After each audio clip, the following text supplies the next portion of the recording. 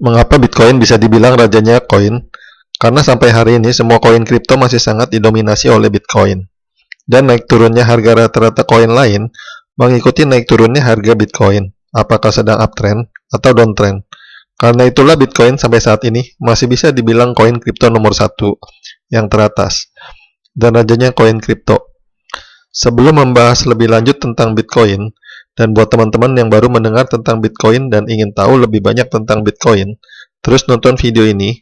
Dan sebelumnya saya ingin disclaimer dulu, kalau video ini hanyalah pendapat pribadi semata-mata, dan bukanlah saran untuk membeli ataupun menjual.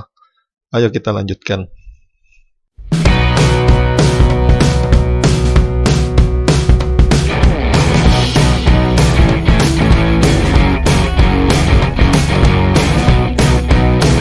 Apa itu Bitcoin? Bitcoin atau BTC adalah mata uang digital yang digunakan dan didistribusikan secara elektronik. Bitcoin adalah jaringan peer-to-peer terdesentralisasi. Tidak ada satu lembaga atau orang yang mengontrolnya. Bitcoin tidak dapat dicetak dan jumlahnya sangat terbatas. Hanya 21 juta Bitcoin yang dapat dibuat. Bitcoin adalah salah satu jenis cryptocurrency. Saldo token Bitcoin disimpan menggunakan kunci publik dan pribadi, yang merupakan rangkaian panjang angka dan huruf yang dihubungkan melalui enkripsi algoritma matematika yang digunakan untuk membuatnya. Kunci publik, sebanding dengan nomor rekening bank, berfungsi sebagai alamat yang dipublikasikan ke dunia dan kemana orang lain dapat mengirim Bitcoin. Kunci pribadi, atau sebanding dengan PIN ATM, dimaksudkan sebagai rahasia yang dijaga dan hanya digunakan untuk mengotorisasi transmisi Bitcoin. Kunci Bitcoin tidak sama dengan dompet Bitcoin, yang merupakan perangkat fisik atau digital yang memfasilitasi perdagangan Bitcoin dan memungkinkan pengguna untuk melacak kepemilikan koin. Istilah dompet agak menyesatkan, karena sifat koin yang terdesentralisasi berarti bahwa ia tidak pernah disimpan di dompet, melainkan sentralisasi di dalam blockchain. Bitcoin adalah sebuah mata uang baru, atau uang elektronik yang diciptakan pada 2009 lalu oleh seseorang yang menggunakan nama samaran Satoshi Nakamoto. Seperti dilansir dari investopedia.com, Bitcoin utamanya digunakan dalam transaksi di internet, tanpa menggunakan perantara, alias tidak menggunakan jasa bank. Bitcoin menggunakan sistem peer-to-peer, namun sistemnya bekerja tanpa penyimpanan atau administrasi tunggal di mana Departemen Keuangan Amerika Serikat menyebut Bitcoin sebagai sebuah mata uang yang terdesentralisasi. Bitcoin mulai populer sejak 2014 lalu. Mata uang digital ini cukup fluktuatif. Hal ini membuatnya menjadi tren, serta pilihan baru bagi transaksi di dunia internet. Bisa dianalogikan dengan tambang emas atau logam mineral berharga lainnya. Konsepnya mungkin terdengar seperti e-gold, walaupun sebenarnya jauh berbeda. Pengembang BTC beranggapan bahwa mata uang yang baik tidak dikontrol oleh pemerintah atau bank sentral. Menurutnya, krisis finansial beberapa waktu yang lalu menegaskan bahwa pemerintah selalu lalai dalam menjaga kestabilan ekonomi. Selain menambang Bitcoin, yang membutuhkan keahlian teknis dan investasi pada komputer berkinerja tinggi, kebanyakan orang membeli Bitcoin sebagai bentuk spekulasi mata uang, bertaruh bahwa nilai dolar AS dari satu Bitcoin akan lebih tinggi di masa depan daripada saat ini. Tapi itu sulit diprediksi. Nilai Bitcoin mengikuti hukum penawaran dan permintaan, dan karena permintaan naik dan turun, ada banyak volatilitas dalam harga cryptocurrency. Kripto Bitcoin dianggap oleh sebagian besar investornya sebagai salah satu aset lindung nilai atau hedging dari inflasi suatu negara. Keunggulannya yakni bersifat desentralisasi, alias tidak bergantung dengan pemerintah di suatu negara. Namun setiap investasi yang memiliki keunggulan tentunya juga memiliki kelemahan. Seorang profesor ekonomi dari Universitas Cornell, Eswar Prasad, menjelaskan, Bitcoin kripto paling terkenal di dunia, memiliki beberapa kekurangan dan memicu mata uang digital lainnya untuk menghasilkan opsi yang lebih layak. Ini tidak seperti yang dipikirkan sebagian besar orang, dan menambang Bitcoin buruk bagi lingkungan. Bitcoin juga tidak berfungsi dengan baik sebagai mata uang, kata Eswar Prasad kepada CNBC International pada Kamis 17 Juni 2021 kemarin. Cara kerja Bitcoin. Setiap Bitcoin adalah file komputer yang disimpan dalam dompet digital di komputer atau smartphone. Untuk memahami cara kerja Bitcoin, ada baiknya memahami istilah-istilah ini dan sedikit konteksnya. Blockchain. Bitcoin didukung oleh kode sumber terbuka yang dikenal sebagai blockchain, yang membuat buku besar publik bersama. Setiap transaksi adalah blok yang dirantai ke kode, membuat catatan permanen dari setiap transaksi.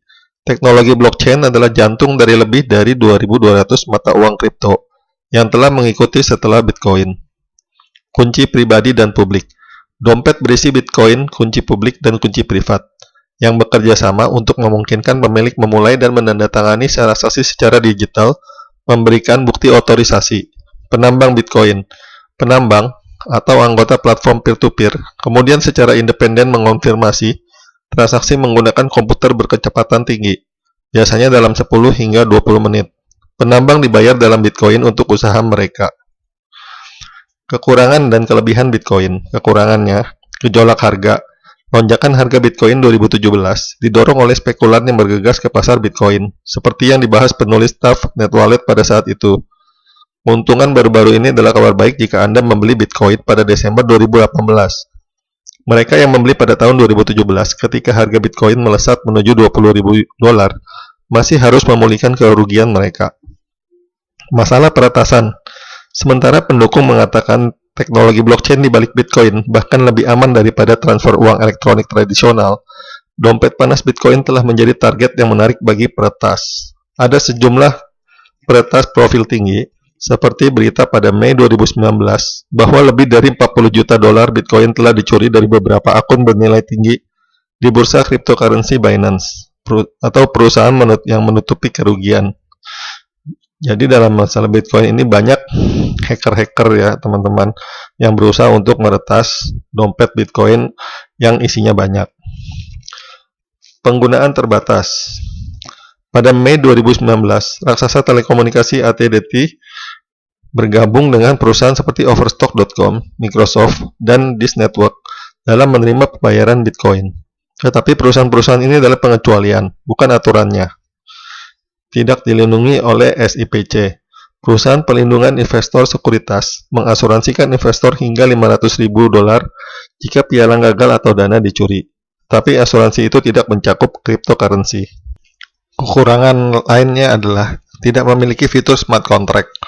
Mari kita bandingkan dengan pesaingnya yaitu Ethereum. Bitcoin adalah aset kripto yang memiliki tujuan untuk menyimpan nilai dan cara untuk bisa mengirim uang kepada seseorang.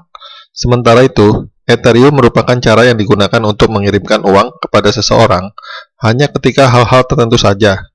Ethereum sebagai platform pembangunan smart contract yang memungkinkan mengirim token yang mewakili nilai. Nilai-nilai ini dapat berupa hal-hal selain mata uang digital yang membuatnya berbeda dari Bitcoin. Walaupun jaringan Bitcoin dan Ethereum didukung oleh prinsip buku besar, terdistribusi dan kriptografi, namun keduanya tetap memiliki perbedaan secara teknis. Jika jaringan Ethereum mungkin bisa berisi kode yang dapat dieksekusi, sedangkan data yang terdapat di jaringan Bitcoin umumnya hanya untuk menyimpan catatan. Dalam segi kecepatan transaksi, Ethereum lebih cepat dibandingkan dengan Bitcoin sebagai peringkat teratas pada kapitalisasi pasar. Meski begitu, ekosistem pada jaringan Ethereum jauh lebih kecil dibandingkan Bitcoin. Pada Januari 2020, kapitalisasi pasar Ethereum hanya di bawah $16 miliar AS, sementara Bitcoin 10 kali lipat dari $147 miliar AS. Teman-teman yang sudah akrab dengan dunia decentralization finance atau DeFi, tentu sering mendengar mengenai smart contract. Bukan sekadar kontrak digital, smart contract adalah bahasa pemrograman di mana di antara kedua belah pihak melakukan kontrak secara otomatis di atas sistem blockchain. Sebagai sebuah kontrak, smart contract bersifat deterministik, transparan, otonom, terdistribusi, dan abadi. Sifat-sifat ini menjadikannya ideal untuk dipakai sebagai nilai tukar pengganti kepercayaan antar dua pihak yang tidak saling mengenal di jaringan DeFi. Penggunaan smart contract terus berkembang menjadi program yang berjalan pada platform blockchain. Program ini membuat protokol persetujuan digital yang aturannya ditentukan oleh kode komputer dan disepakati oleh node jaringan. Sebagaimana sebuah program, kontrak terdiri dari kode dan data yang dicatat untuk tujuan spesifik. Siapapun bisa membuat smart contract lewat akun Ether atau ETH, asal memahami bahasa pemrogramannya. Pengguna hanya perlu menerjemahkan prasyarat yang dikehendaki agar program dapat dieksekusi melalui kode. Setelah dibuat, smart contract bisa dilepas ke dalam jaringan dengan membayarkan biaya gas, sebagaimana transaksi pada umumnya melalui akun Ethereum. Kini smart contract adalah bagian dari alat transaksi. Transaksi dilakukan dengan memenuhi kode tersebut. Seluruh transaksi dalam smart contract tercatat, tidak dapat dihapus, dan dapat diakses publik. Karenanya, smart contract bersifat transparan. Mekanisme kontrak seperti ini memungkinkan kedua belah pihak yang bersepakat tidak perlu saling kenal, apalagi saling percaya. Asalkan seluruh prasyarat atau kode terpenuhi, maka kontrak bisa dieksekusi. Kontrak dibuat berdasarkan persyaratan terkomputerisasi dalam bentuk kode yang direplikasi dan dieksekusi bila seluruh persyaratan telah dipenuhi.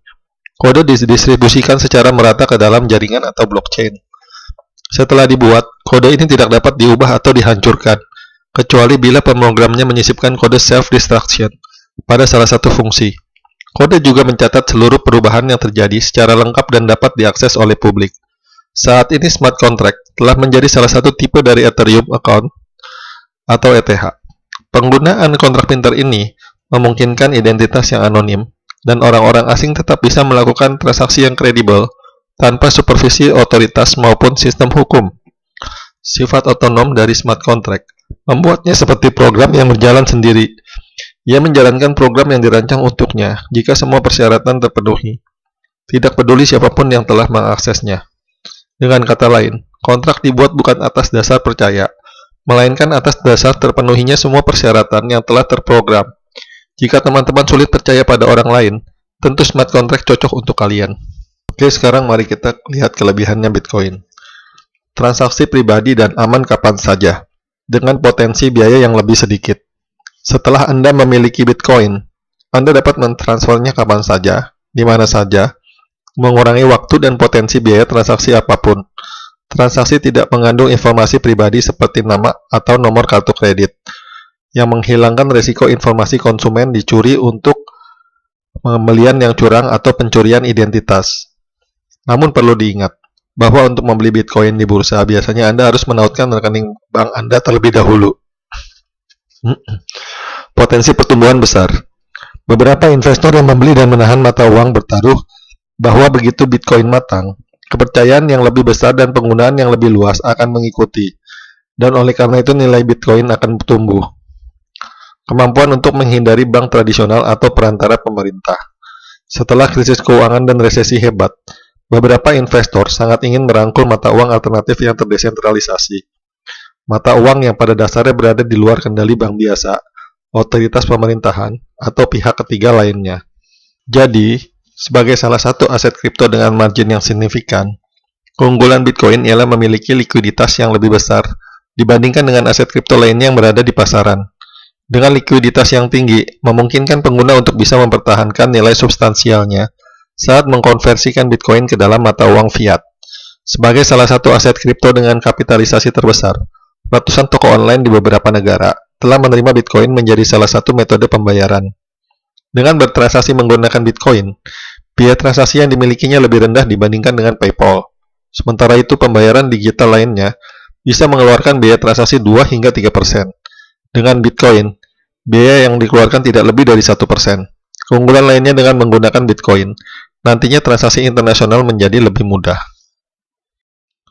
Setelah mengetahui lebih banyak mengenai Bitcoin, teman-teman bisa menganalisa apakah aset kripto ini memang layak untuk diinvestasikan, dan sudah dapat memprediksi bagaimana masa depannya Bitcoin ini. Semakin lama, sudah banyak institusi besar yang ikut terjun menjadi holder, ataupun bertransaksi menggunakan Bitcoin. Ya, jadi teman-teman bisa menganalisa sendiri ya kira-kira bagaimana untuk kedepannya, apakah prospek ataupun tidak. Dan tidak lupa untuk terima kasih telah menonton video ini sampai akhir dan jangan lupa subscribe untuk melihat video lainnya. Thank you for watching. See you.